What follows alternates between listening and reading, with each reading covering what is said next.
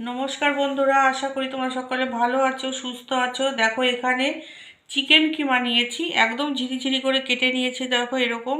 তা এই চিকেন কিমা দিয়ে আমি পকোড়া করব। তোমরা তো সকলেই পকোড়া খেতে খুবই ভালোবাসো, মুখরোচক খাবার। তা সেটা আজকে অন্যরকম করে তোমাদের সাথে শেয়ার করব। আশা করছি তোমাদের সকল পুরো ভিডিওটা দেখো। তা দেখো এখানে আমি কি কি নিয়েছি। এখানে পেঁয়াজ ঝিরিঝিরি করে কেটে নিয়েছি, ধনেপাতা, রসুন, আর এখানে আদা আছে, আর এখানে লঙ্কা কুচি আছে। তাই এগুলো এখানে দিয়ে দেবো। তোমাদের বলি ঝালটা তোমরা তোমাদের পছন্দ মতো দেবে, তবে এরকম পকোড়া একটু ঝাল ঝাল হলেই খেতে ভালো লাগে। এবার একটু ধনে গুঁড়ো, জিরে গুঁড়ো, গোলমরিচ গুঁড়ো দিলাম। এখানে দেখো কাশ্মীরি লঙ্কা গুঁড়ো নিয়েছি, এইটা একটুখানি দেবো এখানে, ভালো কালারটা যাতে হয় সেই জন্য। এই যে চিকেনটা আমি মানে 1 ঘন্টা আগে এটা লেবুর রস দিয়ে আর নুন দিয়ে এটা ম্যারিনেট করে রেখেছিলাম। এখানে একটুখানি বিট নুন দেবো, এখানে কর্নফ্লাওয়ার দেবো। আমি এইভাবেই দিচ্ছি, এখানে আমি 2 চামচ মতো দেবো, ব্যাস।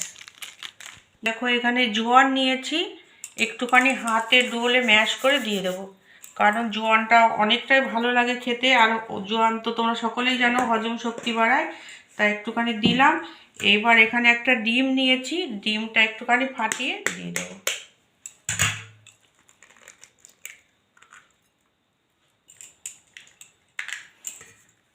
এবার ভালো করে সব কিছু মিশিয়ে নেব।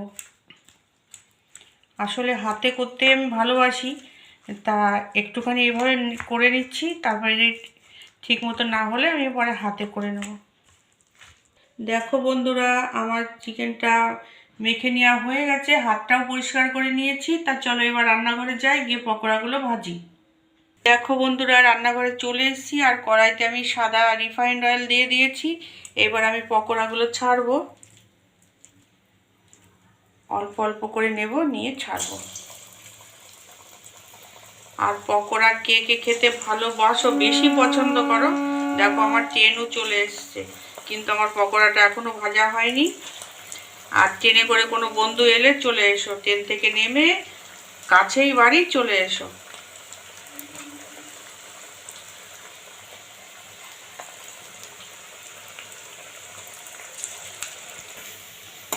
একটুখানি উল্টে দেব, আর গ্যাসটা একটুখানি কমিয়ে দিয়েছি আমি।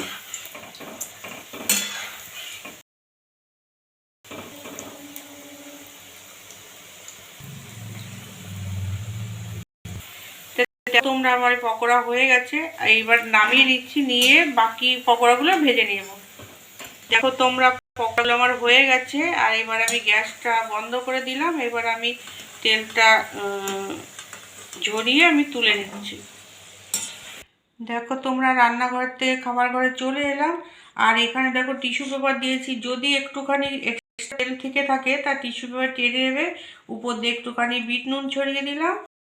সামনে দেখো এখানে টমেটো সস নিয়েছি, ব্যাস এবার খাওয়া শুরু।